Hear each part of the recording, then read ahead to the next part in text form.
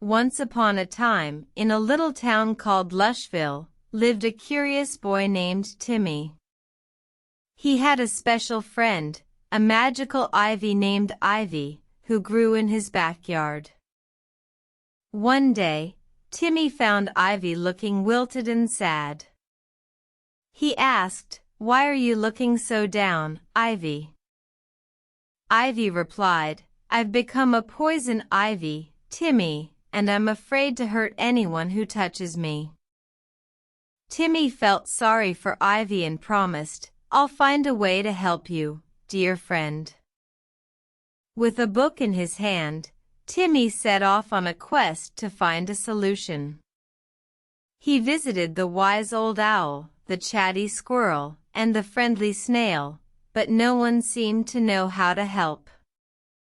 Finally, he met a kind-hearted fairy named Flutter. She said, "Ivy, the poison part of you can be transformed into something beautiful. You just need the magic water from the Enchanted Spring." Timmy thanked Flutter and rushed to the Enchanted Spring. He returned with the magic water and poured it on Ivy. Slowly, Ivy began to change. The poison ivy leaves turned into delicate, green leaves, and the small berries turned into beautiful, shiny stones. From that day forward, Timmy and his magical Ivy lived happily ever after. They taught the townspeople that sometimes, what seems bad can become good with a little help from friends and a bit of magic.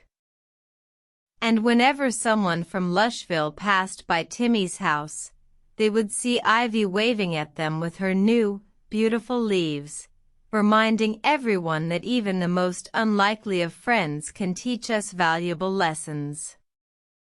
The end.